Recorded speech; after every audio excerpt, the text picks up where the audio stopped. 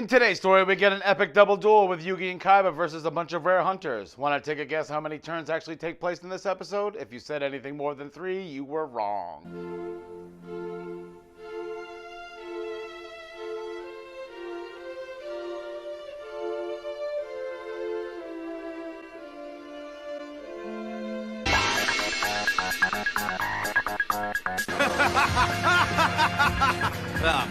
Do your best Jim Carrey impression, all my fellow and future outlaws. This is his Card Games vs. Humanity, and I am the NKK Double G. Here with another Duel Monsters recap on your Christmas weekend. You know I just had to don some appropriate colors for the occasion. If you enjoyed, don't forget that sub, that bell, that like, that comment. Hit up the Patreon if you want to support me. Leave a comment telling me, like myself, if watching this episode makes you seriously question whether or not Kaiba has some bipolar issues. But let's ignore psychological problems for now and get back to our duel, shall we? One where Umbra is activating Mask of the Accursed, which stops Yugi's Beta the Magnet Warrior from attacking and also inflicts 500 points of damage for every turn that passes. Actually, because he's the king of games, despite being literally one turn so far, Yugi has already deduced their strategy. Revealing Umbra holds all the magic and trap cards, while Loomis must have all the monster cards before trying to sacrifice for Archfiend of Guildford. Unfortunately for him, Umbra counters with Mask of Restrict, a card that says no matter what the situation, you are not allowed to tribute. But remember kids, if someone has a gun to your head at a local tournament and you're fighting someone who has this card up, it doesn't matter, you still can't cheat and tribute that monster.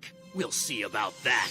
There's no way we can win with weak mo- Why are they shaking and shivering at like 100 miles an hour? Is it cold out? Did you pop a few Adderalls? Like, holy crap. Kaiba literally blames Yugi for trying to tribute summon a monster as if it was a bad plan and not exactly what he was going to do next turn. Before Yugi finally sets one card face down and summons Karibo in defense mode. He does that a lot, doesn't he? It's our favorite Flashlight's turn next, as he chooses not to attack Beta the Magnet Warrior because it harms Yugi every turn. And turning his attention to Kaiba's Force Raider despite the 2 back row cards because Umbra tells him, don't worry, I got some fake cards to counter whatever they got. You've activated my Ring of Destruction!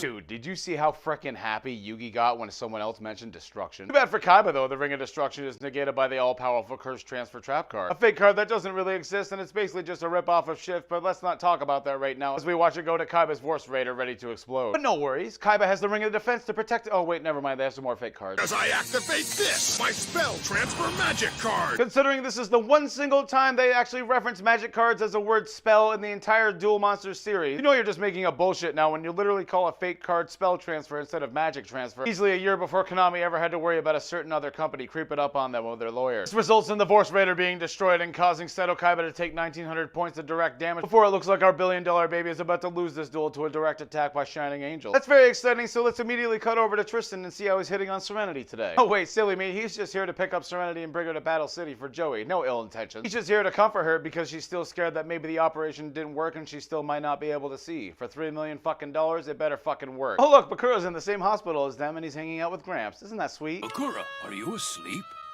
He's literally sleeping in front of you. My god. Despite being a hot teenage anime chick captured by 3 large men, Heia's friendship speeches are so annoying that they just throw her into a locked room instead. He threatens them by doing her best impression of your average Reddit moderator trying to intimidate someone. I have friends in high places. He wonders why they take her. She has nothing valuable, basically agreeing with what Kaiba said last episode, before flashbacking again, finally realizing these must be the creeps that Ishizu was talking about, because apparently it took you this long to figure it out, even though you were the only one constantly worrying about it in every episode. Back to the duel, Yugi saves his lover Kaiba with a sexy activation of Multiply, protecting their side of the field with a flurry of hairy balls. Totally pissed off because he could have saved himself with what card, who knows. Kaiba is forced to accept that if they don't work as a team, he'll never actually see his little brother ever again. Are you questioning my skills as a duelist, Yugi? Your dueling abilities are fine. Your mental stability, questionable. Heia Jenga's the hell out of the stack of cardboard boxes that are either made out of the thickest material ever or she weighs absolutely nothing. Fortunately, she can't maintain this balance and falls on her firmly shaped ass that the animators made sure that you pay attention to. All of a sudden, she has a new roommate. It's Mokuba, who says he's very used to this situation, so listen up, bitch. Revealing that these are the rare hunters and they're after Yugi and Kaiba for their god cards and we just happen to get in the way. Pretty much confirming what Kaiba said last episode again.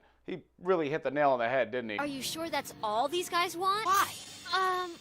No reason. Why even bring it up if you're gonna act like it's a huge deal to tell him what's going on fully? If anything, he's like slightly more involved than you. Oh hey, it's only 15 minutes into the episode and we're finally on Kaiba's second turn. Throwing the legendary Blue Eyes White Dragon, he gets frustrated knowing he can't tribute summon anything with Massive Restrict on the field. Instead deciding to play one card face down and summoning Battle Locks to the field in defense mode. Too bad for our heroes, it's Umbra's turn, and thanks to the plot demanding it, he draws the perfect card. Mask it a spell, negating the effects of Multiply and causing Yugi to take another 500 points of damage every turn. Our hero will be dead in 4 turns if this keeps up, up or if he doesn't have a single piece of back row removal, and at this point, who the hell ever knows. He summons Grand Tiki Elder to the field, instantly destroying Yugi's earlier strategy, sending that little Karibo off to the graveyard without hesitation. Since your magnet warrior can't defend you thanks to the mask it's wearing. Pretty sure it doesn't work like that. It just can't attack. It doesn't just like magically go away. Oh shit, it's Yugi's third turn finally, and we need to draw a big card to turn this around. Noticing the card destruction in his hand, he contemplates activating it, but he doesn't want to risk ruining anything that Kaiba may have in his hand, possibly putting them at even more of a disadvantage, even though Kaiba really didn't do anything significant last turn. You couldn't possibly make things any worse than you already have, Yugi. He's literally done nothing wrong. He's the reason you're even still alive. Somehow Kaiba knows that Yugi has card destruction in his hand, despite the fact that their communication level has been like a 1 out of 10 at best. Going into passive-aggressive sassy mode and saying the cards in his hand are useless and they'd be better off in the graveyard. Seriously, how did he know? After about 5 minutes of build-up, Yugi sets card destruction face down and ends his turn.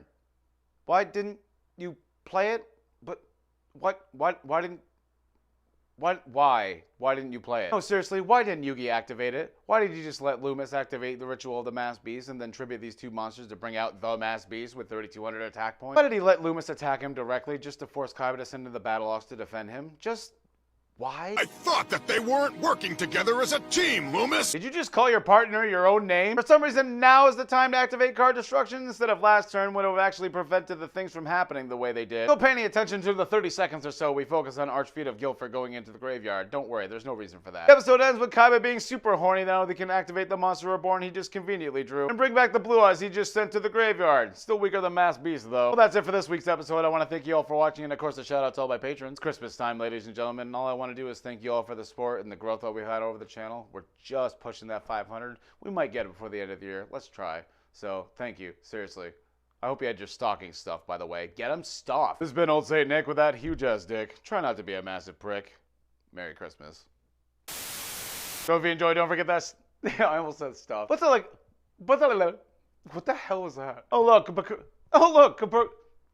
Mask of the spell, negating the effects of multiply and causing you to. I fucking hate everything right now.